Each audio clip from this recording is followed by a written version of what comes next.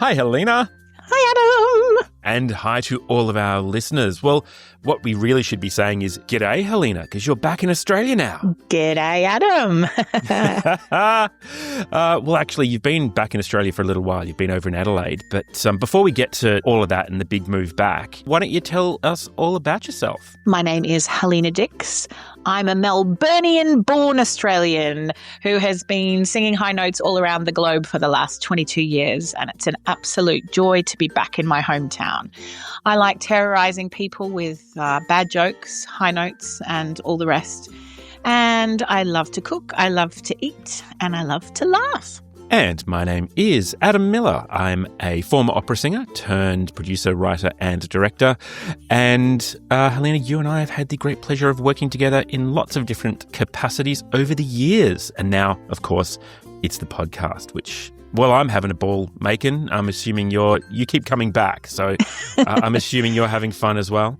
I also love that I'm having a ball making. Like, that was so Aussie of you. Like, now that we're talking about the fact that I'm back, you've put all the accents and the diphthongs right in there and you've already shortened a word that only had a G on the end. I love it. It's just brilliant. Well, this is the thing, right? Because it's you and I chatting today, so we don't have to modify our accents to be understood by foreigners. We've had Americans and English people and Irish people, you name it. We've had all people from all over the globe, but now we can keep it Aussie. And not just Aussie, like Melburnian. So, well, we can't even talk about coffee because you're not a coffee snob. I'm going to say, what is colloquial Melburnian slang? I don't know. Is there any that we only have in Melbourne? Oh my God! Now I've got to think about that. There's going to be stuff, right? Well, we've got potato cakes, which we've got potato cakes. You know what I found out the other day, which I found really interesting, and I had no idea about, is that dim sims were invented here in Australia. South Melbourne Market. That's right. Yeah,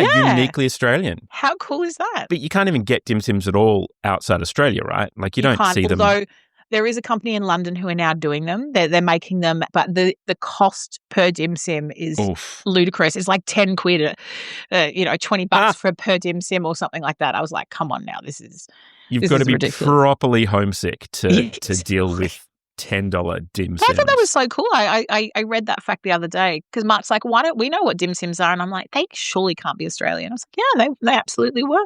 There must be an equivalent of a dim sim somewhere in the world, though. Like, dumplings are similar, right? But it's not the same. It's not the same. Nowhere near the same. Yeah, that's interesting. I really haven't found anything else like that around the world. Well, there you go.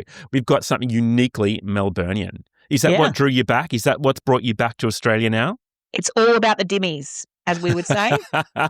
Wait, are you a soy sauce with your dimmies person? Totally soy sauce. What other way is there? I mean, chili sauce maybe? Yeah, sometimes chili sauce for me, but no, I don't do soy sauce with mine. I just go the dimmy. Because then you can taste the whatever the hell is in a dim sim. But to be fair, the frozen dim sims that you get in the supermarket are pretty shite, to be fair. Yeah, those don't count. Yeah, but the homemade ones, like the ones that are kind of got a bit more, I was going to say the word girth. Am I allowed to say that on the podcast? We have to quack it out.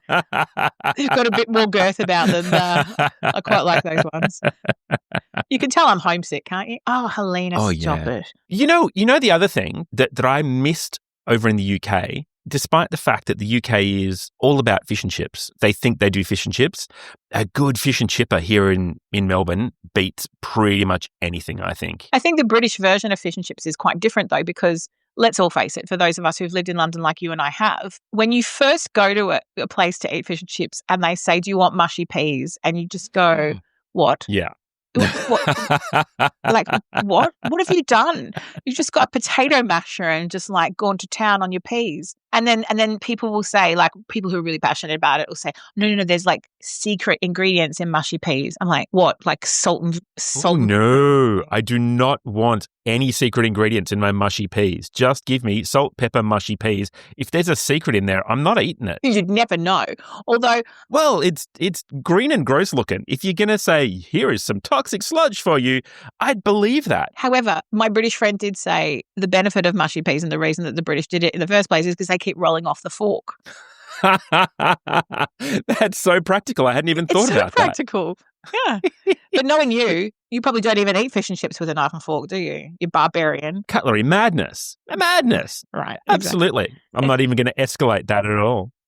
But you've just come from Adelaide, right? So did you have the pie floater over there? You know, the pie floater with the upside down pie in.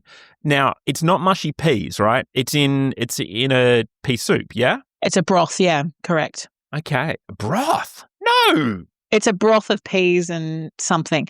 Oh, I didn't have it. It's also very old-fashioned. Like yes, that's an Adelaide invention and everything, but you'd probably have to go to like tourist towns and things to have that now. Like, so it's not something that's readily available, because I did look into that as like what was uniquely in the Adelaide region that I would have to try, and I didn't come across that in any of the places that I was hanging out in the city. Oh, geez. Anyway, you're back. We've got you back in Melbourne now, and we're delighted about it. How's the move been so far? You know, it's been something. It's been something. The look on your face said it all just then. Because you moved into your mum's place while you were transitioning into your new home, but you've been there for just a smidge longer than you expected, right? I mean, I just think this whole thing has been epic. Like, most people move, you know, they get in a truck and people come and, you know, get the boxes and they move. Yeah. Or if they're moving overseas, like you have to, obviously it's a little bit more complicated and all that kind of stuff. My journey started 6 months before I got on a plane, when I had to do all my dog paperwork. And then, of course, my hubby had his accident. And then, of course, that's it. I had to pack up the entire house on my own. And then, of course, the shipping had to go. And now I found out the shipping, when it gets here, actually docks here for like at least 5 weeks before you get it. So I thought I was getting my stuff in November. And they were like, no, it has to pass the test. And I'm like, in other words, it's going to sit on your dockyards until someone can be bothered to give it to me. And they want to have Christmas with your stuff. I get that. They want to have Christmas. Yeah. Well, they're welcome to it. They can have my Thermomix and make themselves some kind of awesome sorbet. Are you getting it before Christmas? I'm hoping so. Oh, my God. No, it's the hope that'll kill you. But it's that thing of like leaving London, leaving the UK, having packed 2 suitcases that I know have to last me until basically December with stuff. Now, of course, the benefit to that is I'm moving back to Melbourne. I've got my family and my mum, and, you know, so it's not like I'm moving somewhere where I have to literally not have anyone or any connection. So that is really helpful. And I've had a really fantastic group of people helping me out, my nieces and nephews and stuff helping me, because my mum can't do all the lifting and stuff anymore. So that's been really great. And people have gifted me stuff, which is really sweet. Like, a lot of my mum's friends who are in their 80s and late 70s are like, oh, we've got this sitting around our house. We've never used it. Here, have it. You know, so. Oh, wow. So that's actually, great. People have just been really kind. Like, what's the best random thing that you've just gone, oh, wow. Yeah, best random thing. I got this little pot, and it's about as big as my hand. Like, it's a kitchenware pot that you put in the oven, but it's tiny. Like, it's as big as my hand, and it's got a little lid. And I'm like, this is just a cauldron, like a miniature cauldron for when I'm doing my witch's brews. And then I looked at it, and it says you can do like 1 souffle or. So that's fine until Mark arrives, and then he's going to watch you eating souffle. Then we're fighting over who gets the souffle. Yeah, exactly. Juan souffle. In the meantime, while you guys are fighting, Bastian, your dog, has just stolen the souffle and run away, yeah? Exactly. He's just licked it all anyway, yeah. And he's like, yeah, bugger you guys, I'm off. This food down under is awesome. Today is the day that you've moved. Am I correct? It's taken me a week to move in stages, really, to be honest with you. And I've done it gradually because I've had no power. So I thought, well, I'm not going to. Yeah, what are you going to do? I'm not going to do that. And I opened my teaching studio yesterday, which is really exciting. I'm super, super excited about this. There's a beautiful little room at the front of the property, and it's just perfect. And I've got a piano there and a pink fluffy rug and a little stair. It's like really nice, really homely. It's the only room that actually, you know, feels like home. And I'd not advertise, but I'd put on my socials and said, if anyone wants to come out, and all of a sudden, like, everyone wants to come in the first week.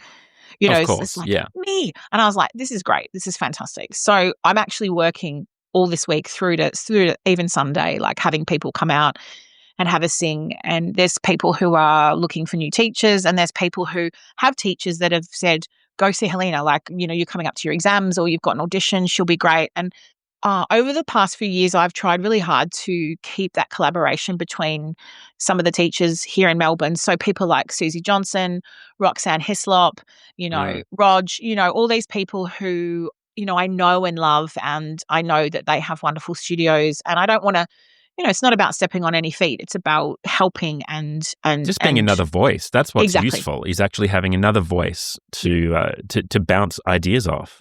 Yeah, exactly. And, I'm always very careful. Like, people come to see me for, audition preparation or young artist programs that they want to get into, and they want to come and sing and get my ideas on repertoire and things. And so in a way, those people I'm coaching. But it's still from a singing technique basis and being able to collaborate with them. And it's really exciting for me, because some of these youngsters are people that I've been following for a few years. I've either given them masterclasses, or I've been, part of like collaborations with their young artist program. And just to see them progressing and stuff, and then to be able to now be here and have like a bit more of a close eye on that. And of course, being Opera Scholars Australia new patron as well, and collaborating with them too. And I've just been in touch with Opera Australia, the people who run their young artist program, and I'll hopefully be going up and doing a little bit of stuff with them. And so it's just really nice. It's a really lovely balance to have for me between my performing life, which is still very strong, and kind of stepping into this role of being a mentor and a teacher in a guiding way, because I know the industry, and I'm in it, and I've been a part of it. And a lot of these kids want to go overseas, and Yeah. I think that they need to also be realistic, and and just know what it's like from people who've been out there and doing it, and Yeah. people who are going to be true to them and not be like, oh yeah, just go. No, there are realities as well.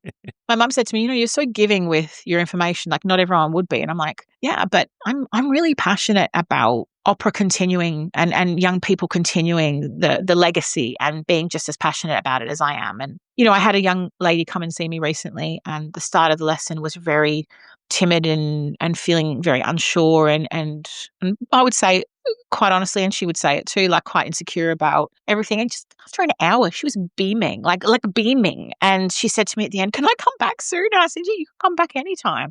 And that makes me really happy, because I'm so passionate about the art form, and I love my job so much. And so to be here and to be, helping the next gen of Aussie young singers is honestly quite a blessing, I think. You had an online studio already where you were teaching people from Australia.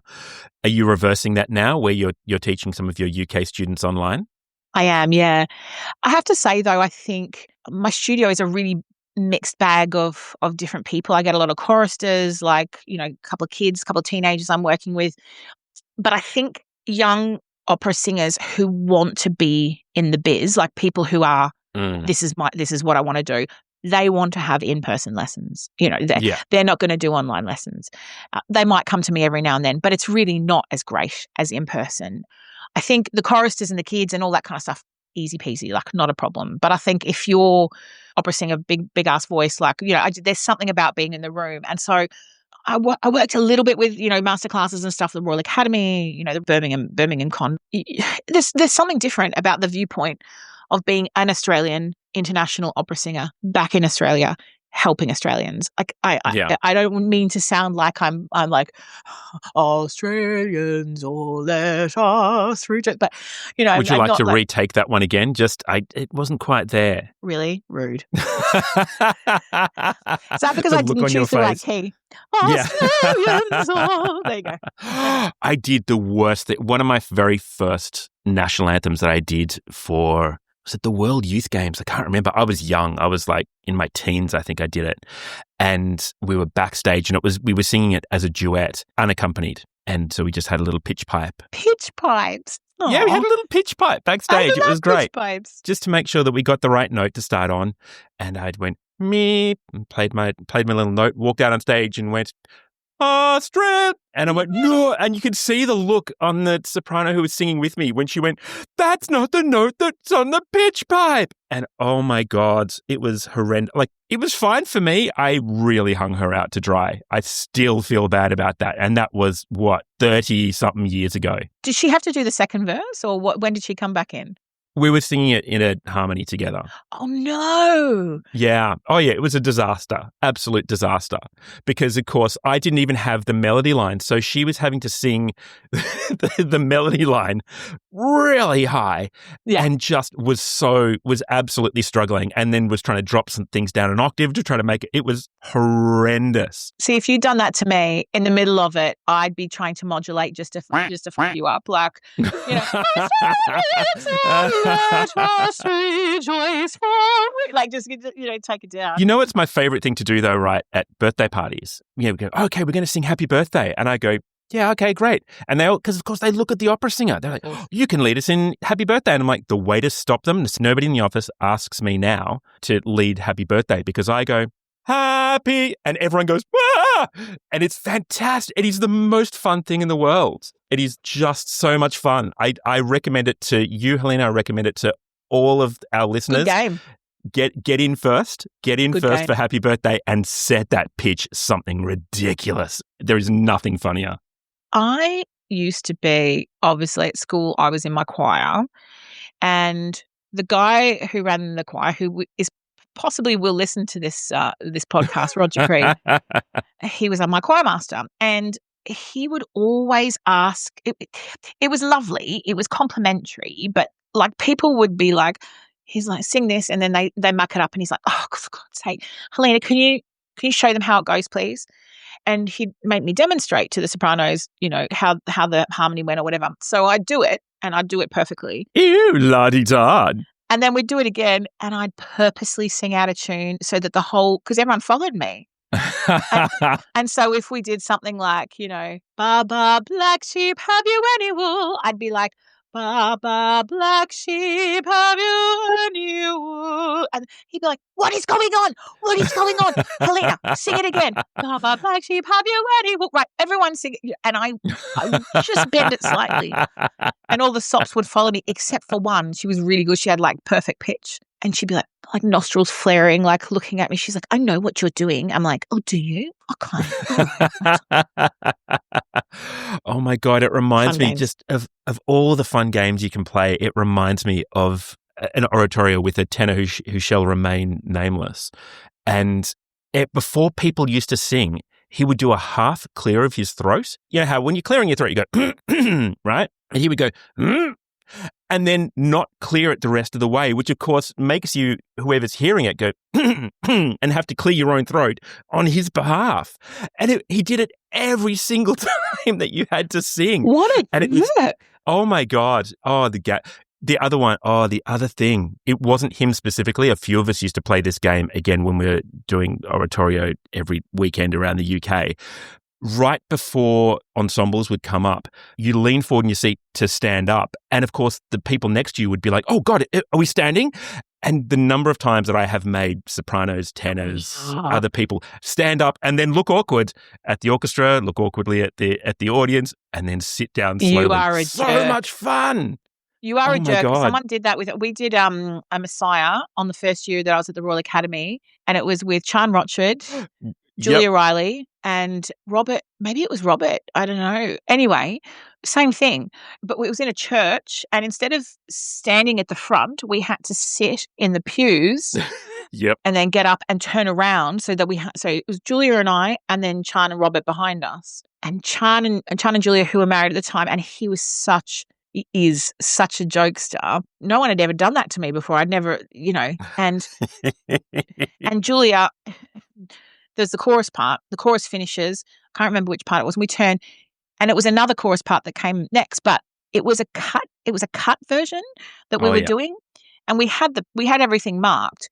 But of course, if it's a cut version that's not normal to what you're used to doing, you will naturally be a little bit on edge about what's coming next. Oh yeah. And we were sitting there, and you went, Julia, it's you, get up. And this is like in the silence, but like just before. So the conductor waits, and he's like, Maestro's waiting for you, get up. Like this, like whispering, like right at her. So she stands up with like full confidence, turns around, smiles at the audience, and then the choir starts singing the choral piece. And she has to do this really slow turnaround and sit down, and she just kind of like looks over her shoulder, and she's like, you're dead to me. Like, it was so funny. It was only funny because it wasn't me. So, yeah. Yes. Yeah. Yeah. No, I get that totally. Pretty much. I also may have been guilty of working with a particular tenor on a very long tour. And this particular tenor was absent-minded, let's say that, to be generous. And he would often stand... Are you talking about Mark? No. There we go. Out of all the tenors in the world, we know it is not Mark Cunningham. I can promise you that right now. Mark Cunningham, the British...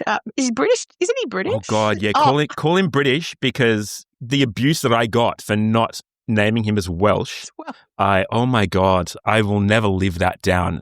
For the listeners, I made a comment online about Mark being British, and he was not very happy about that because he's Welsh. No. Anyway, the absent-minded tenor was so concerned about missing his cues that he wouldn't wait in his dressing room. He spent the entire show just waiting in the wings, ready to go on. Wow. And it became the joy of my life to walk past him. And I'm going to bleep out his name because it's still in my head as how I did it. But as I walked past him, I'd go, "You're on, go, go, go." And he would walk on stage mechanically every single time. There was nothing that stopped him, because he would often be vaguing out, be thinking about something else. And when someone says, "Go, go, go," he just went. And the number of times that I sent this poor vague tenor onto stage Adam. by himself, and he would get on stage and again look kind of vague and then just wander off. And it was the most fun job in the world. Same tenor, I remember calling up on a night off and saying, again, we'll bleep his name, but saying, "Where are you? Get down to the theatre." And then I hung up. We were all staying in the same hotel, and I heard his door slam. And I heard his door slam. You are and I heard horrible. him running down the hallway. It was fantastic. And we caught him before he got to a taxi. We had to then chase him because he really thought that he was going to miss the show. Oh my God, that's horrible. So bad. Oh my God. I've just realised I may have been a terrible human being. I'm so glad I never went on tour with you. That's all I want to say about that. Especially for someone whose favourite saying was always, "Never employ anybody that you wouldn't tour with." I'm the person that maybe I shouldn't tour with. You're it. That's great. Oh my God. It's horrendous. But we've talked about this in other episodes before. You play pranks on people all the time. Not like that. I'm not that mean. I'm not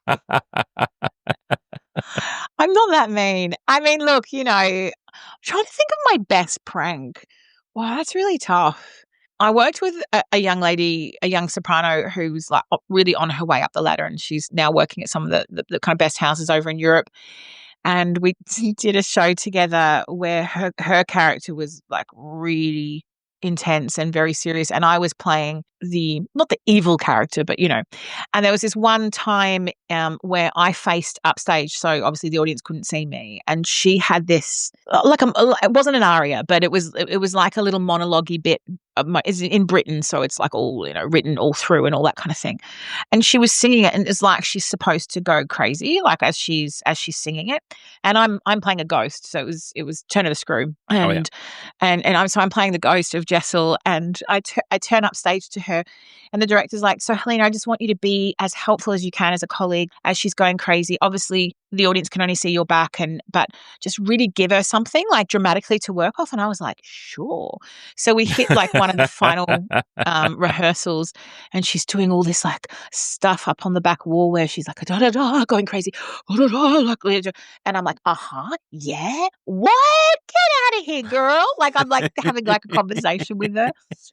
She lost it, and so she's like trying to do it, and then she's like like this, and then she gets off stage and she's like, "That was really funny, but don't ever do that again." And so I would never have done it to her in the performances, but it did get to the final performance, and I'm like, I'm eyeballing her, and I've just this big smile on my face, and I like took a breath like I was going to say something a couple of times, but by then she was ready for it. She was ready for it each night because she kind of knew I was going to do something ridiculous. I do fun little things, of course, too. Like if you've got a long run of something, as you said, like on tour, like all kinds of things happen on tour because by the time you've got to show 20, I always think like music theatre singers who do 6 shows a week for years. You just think, gosh, I mean, I know Mel was talking about, keeping things fresh, and Teresa was as well. Teresa Borg was talking about with her cast and stuff, and saying that you can add things as long as it's obviously within the realm of everything. I loved her reference that the show was a garden and you just can't let them become weeds. So you can have a little shoot pop up. That's great, but it can't be a weed. I really like that. I think in opera we because we have such short runs in opera and we don't get to kind of do so much playing, and singers are so neurotic about what they're doing vocally. So unless you are on a tour, and hey, this is something I wanted to bring up. Why do you think it is? And I know you're Mr. Producer Man, and you have lots of ideas and do lots of really cool events and things like that as well. Why do you think it is that Britain, who has weather in the summer, has this focus on opera in the summer, like festivals, beautiful opera houses, festivals, everything. And yet in Australia, where we have awesome weather in the summer, where we could do outdoor stuff beautifully and people would, why don't we do it? I don't understand. I can tell you why. Tell me. It is because we have got no appetite for standing outside or sitting outside in the rain. So if the weather looks bad, we just won't stand for it, right? If it's too hot, we won't stand for it. True. Now, I produced countless numbers of outdoor operas across the UK while I was over there. Never cancelled a show. Literally never cancelled a show. The very first show that I brought back to Australia, put on outside with, I was partnering with the National Trust.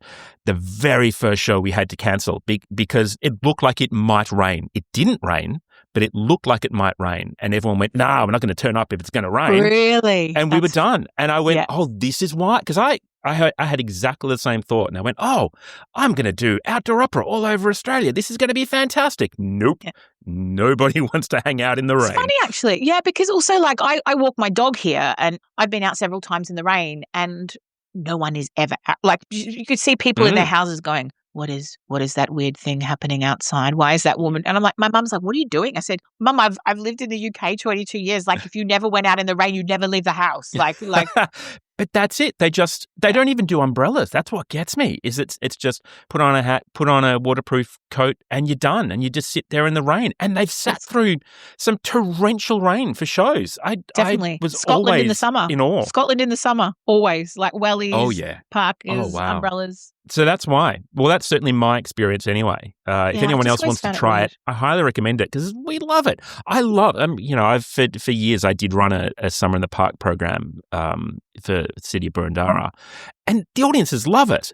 But geez, we were lucky for those years that we didn't have bad rain. And I know Stonington ran an opera in the park event, and I remember one weekend they cancelled because it was almost a game of chicken that they were like, oh, the weather's not looking great. And because they had a bigger setup than we had, they had to cancel, but the weather ended up turning fantastic. So we pulled all of their audience across to us. So we had this bumper audience because they had to cancel because it was looking like rain. It wasn't actually raining. It just might have rained. Wow. Yeah. That's bad, isn't it? Like, we need to stop being so precious and let... Well, we do because, the whole... I mean, it's like Australia really almost shuts down over the summer as far as anything interesting goes. I mean, don't get me wrong, obviously, like going to the beaches and like doing all the outdoors things because that's what we're famous for, right? But yeah, everything, it's just the art side of things it's really annoying. I was just listening to you talk about all the producing and stuff that you've done. And of course, what some of our listeners may not know, I mean, they might, from a couple of things that you've said, is that you also still sing, which is amazing. And you do a million things. You still sing and you're reviewing as well. So let's start on the singing thing. You've got some gigs coming up soon, don't you? Oh yeah, I've got a fun one. We were chatting about oratorio. Yeah. I've got The Creation coming up with Camberwell Chorale, and nice. I was thinking about this earlier. It's my favorite oratorio. I love it. The storytelling in it is so great. So I'm really excited to be singing in that one coming up mid-October. Gosh, soon. And then yeah, a little bit after that, I'm doing a gig with the fabulous Michael LaPina out in Williamstown. So that's a late November gig. Yeah, really, really fun doing those. Again, we both sung a lot of oratorio. What's your go-to oratorio advice? Because what I found coming back to it was like putting on a really nice, well-worn glove, coming back to The Creation. I've sung it a lot over in the UK, but I haven't sung it probably in 10 or so years. So I had this real fear that I would come back to it and not be able to sing it. Because for the baritone, it is epic. It's huge. And I thought, oh God, am I gonna be able to sing it? And it was just so nice to sing. But then I found myself almost getting too characterful with it. And I was really getting into it because so much of creation, more than a lot of other oratorio, Yes, is all about the character and all about storytelling. And I was, oh God, am I going to sound like an idiot? Because you've done a chunk of creations as well. What's your recommendation? I think there's a fine line, and of course, the tough thing is that with oratorios, for people who don't know, when we do oratorios, mostly we either have one rehearsal prior to the oratorio, or sometimes in the UK especially, it's on the day. So you meet your colleagues. You might know your colleagues, of course, but you meet them to sing it on the day. Now, sometimes conductors will have you come in, a couple of weeks before and sing through with the choir. I know Rick Prakoff, who runs the Melbourne Bach Choir, is always getting people in a little earlier. I think it's tricky because if you go in with that idea of what it should be, and then your colleagues are not doing the same, then you look hilarious, right? And I had the situation at the Royal Albert Hall actually doing it, and where the baritone was not into acting at all, and I was this really playful Eve with the Adam and Eve section, and I'm like, and he was just like, and at one point he just went bright red when I did it to him. Oh no! And I was like, "Are you okay?" And he's like, Yeah. And I thought maybe he's saving it for the performance. Nah. And the same thing happened to me in Carmina, and that was the Albert Hall as well, with a Yes. and I was doing the whole, and the poor baritone literally looked so awkward that you could see people laughing at the fact that he just looked so uncomfortable. Oh no! But they were entertained. Man. And a couple of them wrote to me, and they were just people that had never seen me sing before because it was a sellout. Because coming at the Albert Hall's always a sellout. I like random people writing to me on my fan mail page going, the way you made that baritone blush was just awesome. And I was like, that's not what I was intending.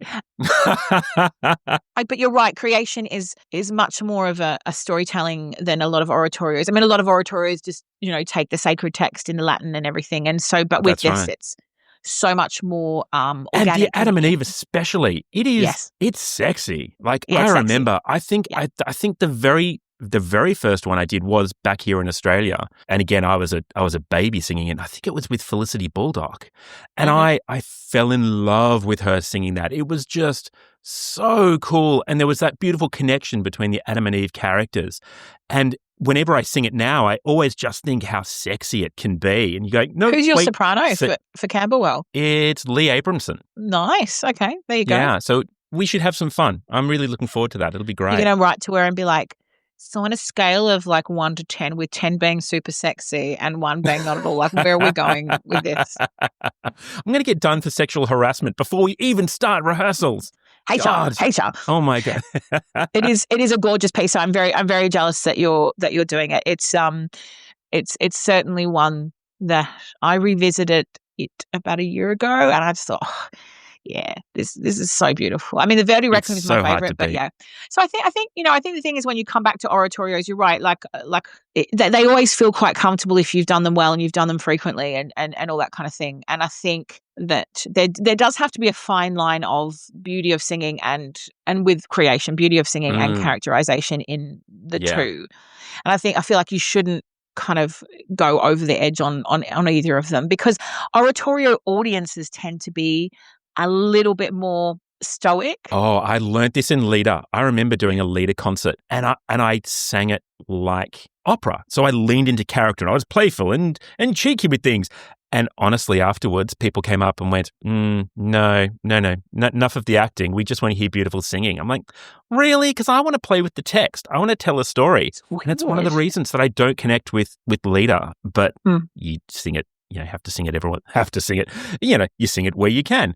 But I love telling a story. Oh, it's so odd. Given that it's from the poetry.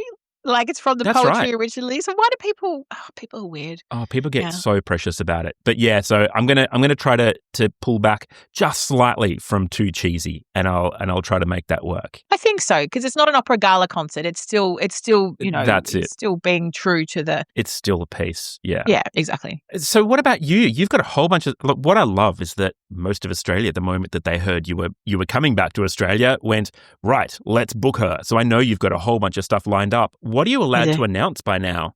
What am I allowed to announce? So that's only a couple of things. So next week, I'm heading back up to State Opera South Australia, where I'm hosting their fundraising gala dinner, which is at the Botanical Gardens. Oh, that's so cool. Yeah, really hopefully the weather will be good. Hopefully the weather would be good. And I'm not only the hostess with the mostess, but I'm singing as well. So I'm really looking forward to that. Just a joy to do something a bit different as well. So that's on the 10th of October. Then after that, I'm doing the carols in the cathedral with Royal Melbourne Philharmonic. Oh my God. Yes. Oh, that's the gig. That's so cool. What an awesome gig to come back to. Awesome gig to come back to. Andrew Wales, of course, who runs the Royal Melbourne Philharmonic, is a dear friend of mine. And we've been bouncing the most hilarious, like literally hilarious, festive ideas of something a bit different to do for the service. There are 3 carols in the cathedral. Are you allowed to spoil it? Or are you? No, I'm not going to spoil it. I'm not going to tell everyone. There are 3 concerts. There's a Friday, the 19th, which is an evening, and then Saturday the 20th has two of them, so one at 2 and one at 7. And they always sell out. And they've got like a whole heap of choirs, National Boys Choir, then the Monash Chorale, and like all these different things. But it's going to be awesome. I'm really looking forward to that. So that's just been announced, which is exciting. That's cool. And can you talk about Canberra yet? There's a whole year of stuff which I can't talk about because none of it's been announced. But I will say that I'm going back up to Adelaide to work with State Opera South Australia again on some staged stuff. And then I'm also working with the Adelaide Symphony Orchestra next year, which will be fantastic and very exciting. I feel like I've seen online you announced Canberra, right? Canberra I have announced, yes. So that's the ironic part. The one at the end of the year has been announced, but the other stuff hasn't. Yeah. So Canberra, I'm doing Verdi Requiem with cool. Possibly the most formidable lineup of Australian singers in that particular genre. So Deborah Humble as the mezzo. Wow. Paul O'Neill as the tenor, and Warwick Fife. Oh my God. That's going to be epic. Yeah, what a quartet, huh? And there's 2 of those up in Canberra, so I'm delighted. And also, I've never worked with Jessica Cottis before, but we've always... You're working with Jessica Cottis? Yeah. Is she conducting she's it? The boss. Oh my God. Yeah. Oh, give her my best. I adore Jessica. She's amazing. I've only met her socially, and we've always kind of wanted to work together. And then finally she's like, are you coming back now? Like, yeah. She's like, okay, I'm on it. So, yeah. I did a magic flute with her, and it was so much fun. She's amazing. Great. Oh my I'm God, really looking forward to it because I follow her socials and I see all the wonderful work that she's doing. And I think Canberra are just so fortunate to have her as their boss up there, as their chief conductor up there. And she obviously goes around the world. Yeah, we've got to get her on the podcast. She's amazing. Yeah, she's a formidable lady, that's for sure. So yeah, so the one that's right now and then the one that's right down there have both been announced. Everything else in the middle, there will be Adelaide, there will be Sydney, and there will be Melbourne, and there will be Tasmania. So that they're all the places I'll be appearing next year. Oh my God, that's so cool. Geez, it's good to have you back. I'm going to say, just on a personal level, it's so nice to have you in the same time zone. Yeah. Although now, of course, your studio's filling up, your gig book is filling up. You're just going to be too busy to chat now. Don't just say that it's me. Look at you. Excuse me. Full-time job, singing in places, doing the podcast, and reviewing now as well. Like, come on. Oh, yeah. Oh, God, I'm really enjoying that. I'm really enjoying reviewing. Watch out, Melbourne. Adam's reviewing. Watch out. Because you know me, I'm so judgmental. You are judgy. No, it's really nice because I know as a performer what it's like to have those reviews come in. Sure. And it's little things like I take a little bit of pride in making sure that if I'm doing a review and it's a positive review, that it's got pull quotes in it. because there's nothing worse than getting a review with a caveat in it that you can't really use as a pull-out quote. So that's my kind of go-to thing in reviewing, going, if you're going to review, be honest about what you see, but also give the performers something they can use, because, oh my God, it's so hard to put together a reel or a package when you don't have lots of really good quotes. I look forward to the day, Adam Miller, when you review one of my shows and I can put on my website a quote that says something like, why the hell did they employ this horrendous soprano when quote Adam Miller. It reminds me, and I'm gonna try to recall it. You had some fantastic quotes from, God, what was the show? I'm trying to remember what the show was. And I created a little meme for you that said, what the critics are saying. And I'd taken all of them out of context to just sound horrendous because your character was duplicitous or something like that. Like, God, insincere. That was one of the lines from it, because your character is insincere. And I'd go, what the critics are saying. And I posted this meme on social media saying, what the critics are saying. Helena Dix, insincere.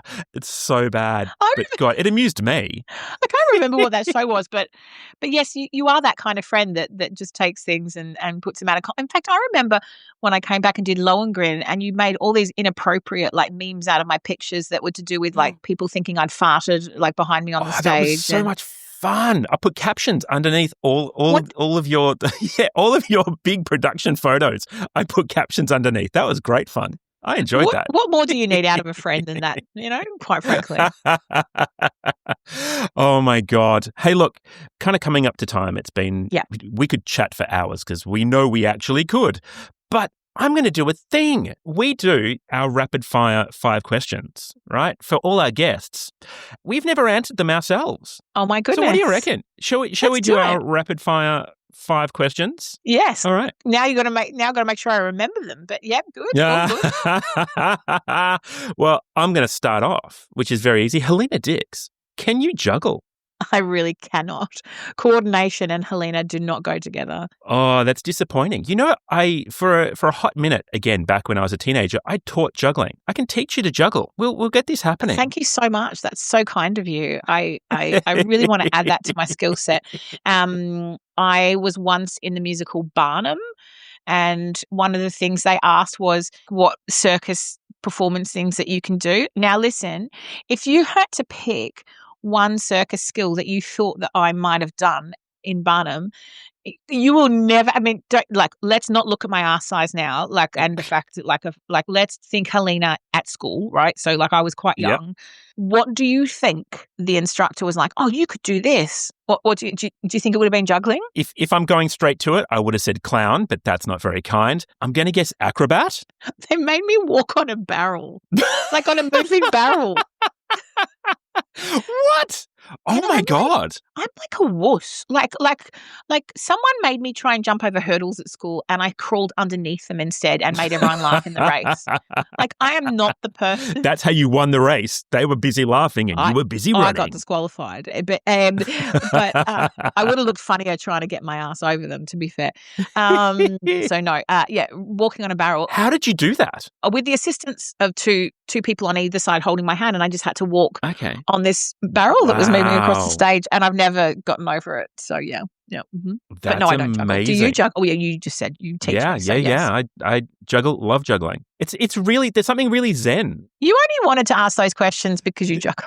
Honestly, back last year when we came up with these 5 questions, that was one of them because I went, I juggle, so let's judge other people if they can't juggle. So let's see who else can juggle. So Adam, have you ever busked? I have indeed. I love me a little bit of busking, and I have this belief that all performers at some point in their life should busk because it's a way of solidifying the immediacy of connecting with an audience. Like if you want to make money, you've got to really connect with your audience, right? You've got to be selling yourself. And I'm a big believer in busking. My daughter did some busking for the first time last week. I saw that. And it was awesome. I was so proud. And she made some money, so hooray.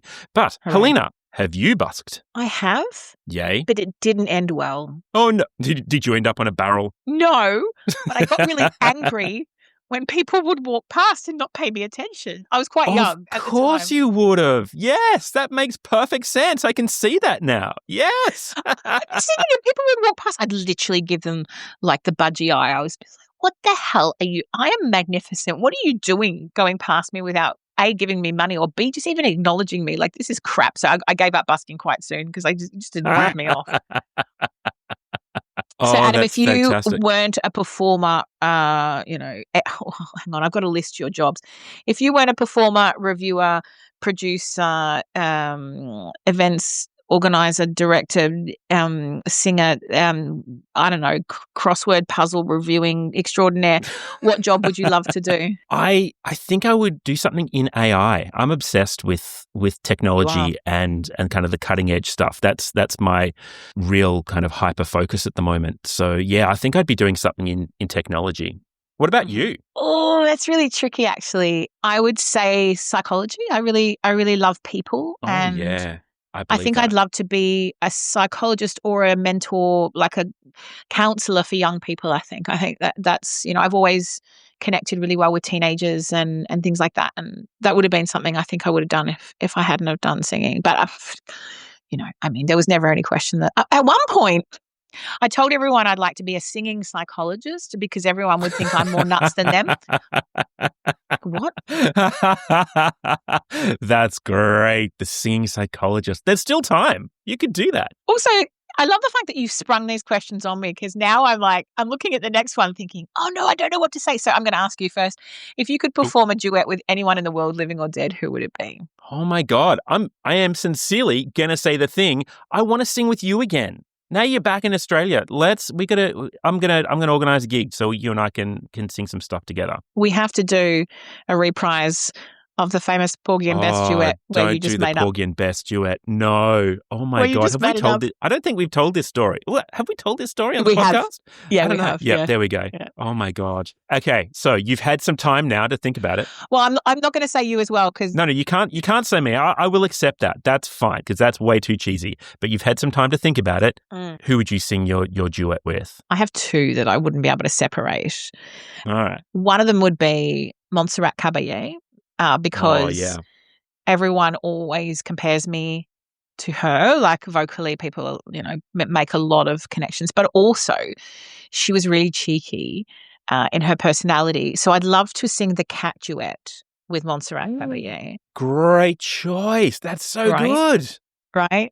Or Ella Fitzgerald and a little bit of Misty because that's my favourite. Oh, that's so good. Because I started life as a jazz singer. Yeah. I also would have guessed a little bit of Mariah Carey, to be honest. I'm like, I reckon she could have gone a duet with Mariah Carey. I was obsessed with Mariah Carey when I was a young girl, and so much so that I had a scrapbook of Mariah Carey. So much so that I never stole anything in my life, right? I'm not a criminal. I'm not a bad girl at all. Like I'm a nerd. I'm straight and narrow. But one day, my mum took me into a shop and I said, do you remember we used to have those magazines called like Smash Hits or something like that? It was those pop magazines. And they used to have those free stickers on the outside of the magazine. Oh, yeah. Mm-hmm. So I went in and I said, Mum, can I have this magazine? And she said, you can only have it if you can justify why you want it. And I said, there's a sticker of Mariah Carey on the front of it. And I was obsessed.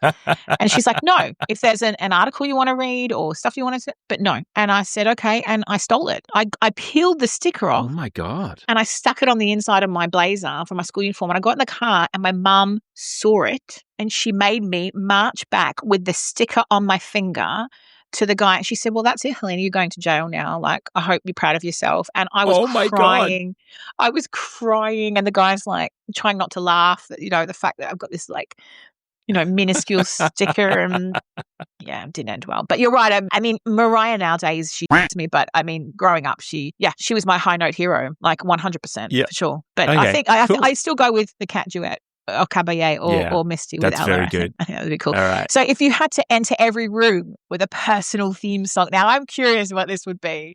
What do you think it would be? I haven't thought about this well enough, but I'm gonna say the Largo Alpha Totem, the la la la re la. That's it. I just feel like that's my jam. I could, and it's an aria for entering every room. It's perfect. I feel like that's what it would be. What about you? Yeah. Oh, See, I haven't given you enough time. That was the problem. no, you haven't given me enough time. And I genuinely could be here a long time working out what that would be. I mean, the thing is, people who know me well usually, I mean, not always because I can be a cow on the best of days, but usually say that I inject happiness when I walk into a room. So for that, I would say my favorite song from my favorite movie, Oh, Happy Day. Oh, there you go. Sister Act 2. That is a good choice of a favorite movie as well. Happy day.